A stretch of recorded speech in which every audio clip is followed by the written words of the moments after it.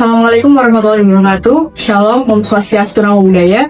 Kami dari kelompok 1 mata kuliah Hukum Acara Tata Usaha Negara hari ini akan mempresentasikan perkara petun dengan nomor perkara 70 garing G garing 2005 garing Hukum Semarang.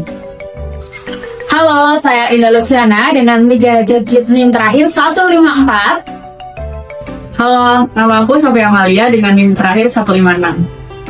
Halo, nama aku Ardia Pramisi Pramudadadi dengan NIM 3 digit terakhir 164. Nama aku adalah Umar Jumlah Tegalung dengan 3 digit terakhir 542. Halo, nama aku Leo Trijalani dengan 3 digit NIM terakhir 733. Sebelumnya, kita kenali terlebih dahulu majelis hakim yang menangani perkara ini. Yang pertama, hakim ketua yaitu Sri Listiani SHMH, kemudian hakim anggota 1, Cahyati Riani SH, hakim anggota 2, Prasetyo Wibowo SHMH. Kemudian untuk para pihaknya yaitu penggugat Khalid Effendi SDMM yang memberikan kuasanya kepada kuasa hukum penggugat yaitu Dr. Imam Sugianto SHMH CPM. Kemudian tergugat dalam perkara ini yaitu Bupati Pemalang dengan kuasa hukum bagian hukum pemerintah Kabupaten Pemalang dan jaksa pengacara negara. Selanjutnya yaitu objek perkara.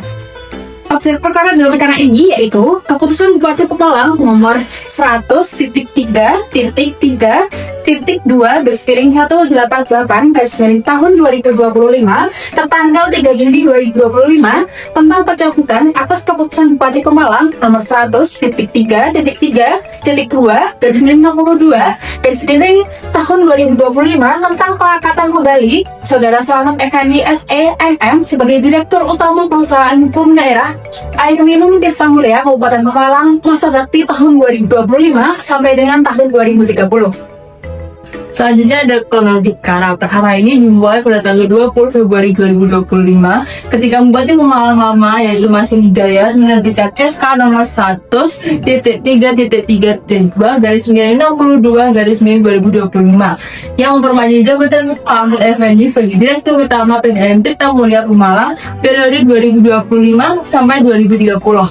SK ini berlangsung sejak 20 Februari 2025 sebagai lanjutan masa jabatan Slamet Effendi. Lalu selanjutnya pada 3 Juni tahun 2025, Bupati Pemalang yang baru, Anong Widiantoro, mengeluarkan SK nomor 100.3.2/188/2025 yang mencabut SK perpanjangan tersebut. Menurut kuasa hukum Slamet Effendi, pembatalan SK Bupati sebelumnya itu dilakukan sepihak tanpa adanya evaluasi atau dasar hukum yang jelas. Keputusan ini menjadi pemicu sengketa karena dianggap melanggar asas kepastian hukum. Lalu selanjutnya pada tanggal 23 Juni 2025, Slamet Effendi resmi diberhentikan dari jabatannya sebagai Dirut PDAM Tirta Mulia Pemalang yang kemudian digantikan oleh Muhammad Ali Sukiawan SHMH sebagai PLT Dirut yang juga menjabat Direktur Administrasi dan keuangan. Selain itu, pemberhentian ini diumumkan tanpa melalui proses klarifikasi yang memadai sehingga memicu keberatan hukum.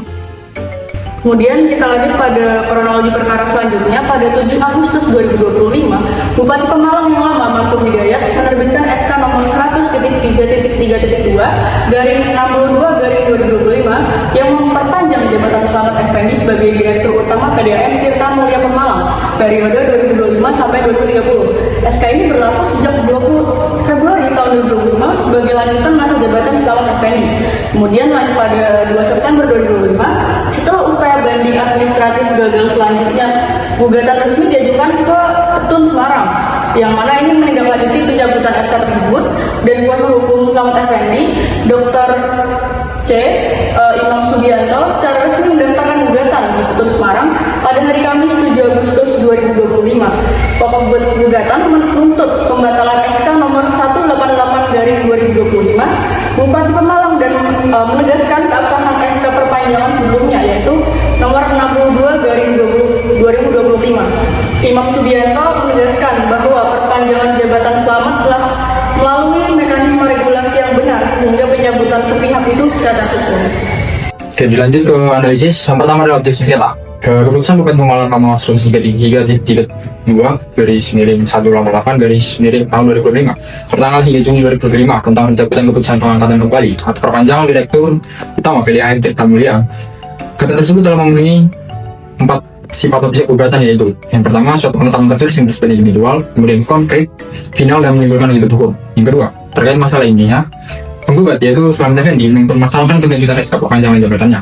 Tergugat atau bupati baru berdalih jika perpanjangan yang diterbitkan bupati lama yang itu pada tanggal 15 Februari catat prosedur karena mendahului laporan audit sisa masa jabatan yang seharusnya menjadi syarat inkrah berdasarkan PP nomor 24 tahun 2017. Yang ketiga, pembuktian dan kehadiran saksi pada pasal 23 sampai 94 Undang-Undang PTUN. Yang pertama itu ada membahas mengenai hambatan menghadirkan saksi. Kuasa penggugat pesimis menghadirkan saksi karena mayoritas adalah bahwa tergugat, sehingga meminta pengadilan memanggil mereka. Maka sesuai dengan pasal 26 Undang-Undang tahun 1996, jika saksi tidak mau hadir atas permintaan para pihak, maka hakim ketua sidang dapat memanggil saksi tersebut secara resmi. Majelis menjelaskan jika dipanggil pengadilan, statusnya menjadi panggilan majelis. Ini menunjukkan karena hakim bisa disebut dengan dominus juris dalam PTUN untuk mencari kebenaran material. Kemudian, saksi fakta versus ahli. Pada sidang 25 November, majelis menghadirkan auditor yaitu KAP Darsono sebagai saksi dari majelis hakim.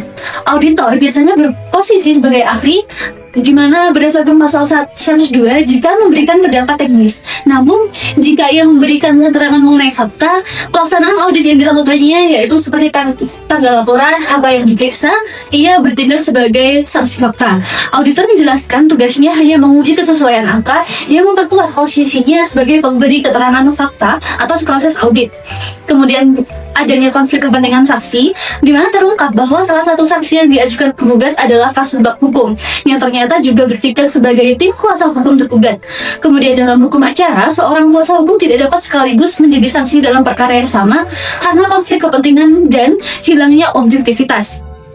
Saksi haruslah pihak yang independen yang melihat, mendengar, atau mengalami sendiri peristiwa tersebut, bukan orang yang membela salah satu pihak di persidangan.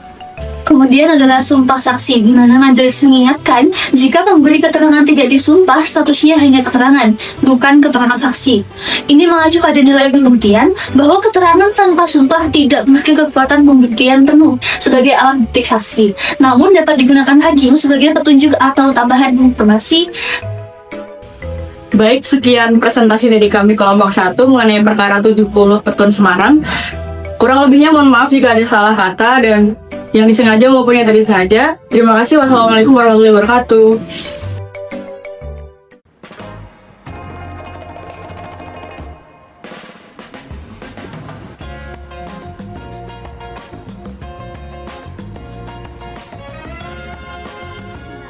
Day 2. Halo guys, hari ini kita menghadiri sidang pembuktian. Nah, tapi belum ada saksinya, jadi belum bisa ditunda minggu depan. Next kita lihat minggu depan lagi. Isinya ngapain aja? Tadi cuma itu sih si penggugat cuma agak nanya ngasih tahu kalau belum bisa ngehadirin saksi. Terus ada saksi fakta. Nah, bagusnya di sini saksi faktanya itu jadi kuasa hukum tergugat guys, karena beliau adalah kabak hukum dari dari Bupati Pemalang. Itu aja. Minggu depan ngapain? Minggu depan masih bukti surat tambahan sama ini pemeriksaan saksi. Nah, kalau nggak salah minggu depan itu penggugatnya saksinya 1 sama tergugat 2 gitu. Day 3.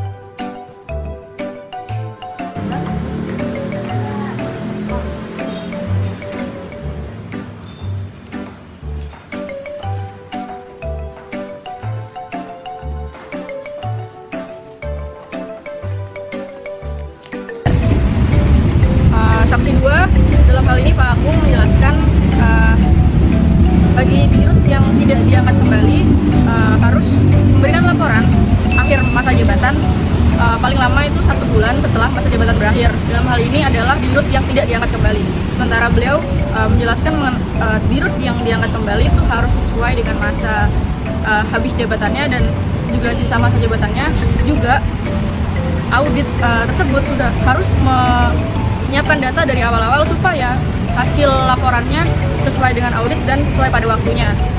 Dalam hal ini semua itu berdasar pada kemauan dan permintaan dari dirut itu sendiri dan berdasar pada ini juga. Dan saksi juga menjelaskan mengenai teknis laporan dirut pada masa akhir jabatan di PP nomor 54 tahun 2017 tentang BUMD, fokusnya pada pasal 64 pada ayat 1 sampai 5. Kemudian di sini saksi juga sebagai salah satu pembina teknis. Di antaranya ada sekda, asisten 2, yaitu koordinator yang koordinator dari beberapa bidang. Kemudian juga ada bagian perekonomian, yaitu saksi ini sendiri. Day 4.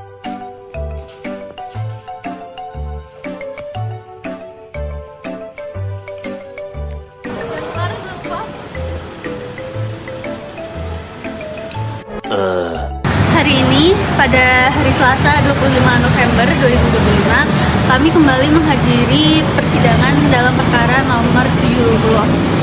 Di sidang kali ini, kita sampai pada tahap pembuktian dengan menghadirkan saksi dari pihak penggugat. Kemudian, sidang kali ini membahas tentang penambahan bukti, surat, serta keterangan saksi, termasuk surat perjanjian dengan tim audit direksi terkait kondisi keuangan perusahaan selama 4 tahun terakhir. Majelis juga menyoroti koordinasi dokumen asli, laporan sisa kepengurusan, dan teknis kontrak dari prinsipal. Saksi dari pihak penggugat, yaitu tim audit dari KAP, yaitu Darsono dan Budi Cahyo Santoso, menjelaskan bahwa audit hanya menguji kesesuaian angka, sementara urusan kerugian merupakan tanggung jawab dari direksi. Penggugat sendiri belum menyelesaikan laporan kinerja karena masa jabatannya belum berakhir. Sidang dihadiri masing-masing 3 orang dari pihak penggugat dan tergugat. Kemudian setelah bukti berakhir, sidang diskors selama 2 jam, mulai dari jam 12 sampai jam 14 waktu Indonesia Barat. Kemudian dilakukan pula pengumpulan bukti P13 dan P15 terkait monitoring laporan sisa kepengurusan. Kemudian penggugat menegaskan bahwa ingin mempertahankan SK yang disengketakan. Kemudian sidang ditutup dengan penjadwalan penyampaian kesimpulan oleh para pihak pada Selasa tanggal 2 Desember jam 13 WIB secara elektronik.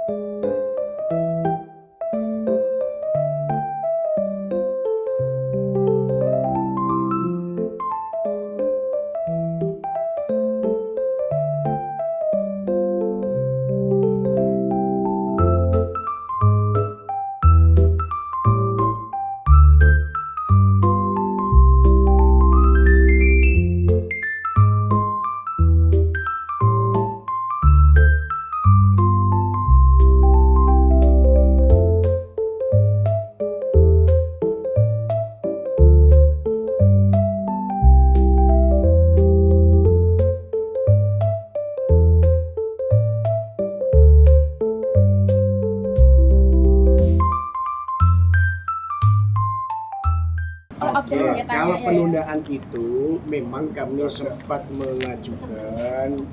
mempersiapkan diri untuk mengajukan, namun pertimbangannya karena dari Pemda belum melaksanakan pengangkatan kembali direktur itu, maka penundaan itu dianggap belum memenuhi persyaratan untuk melakukan permohonan penundaan karena tidak proses pengangkatan kembali direktur sampai saat ini. Gitu ya, Pak.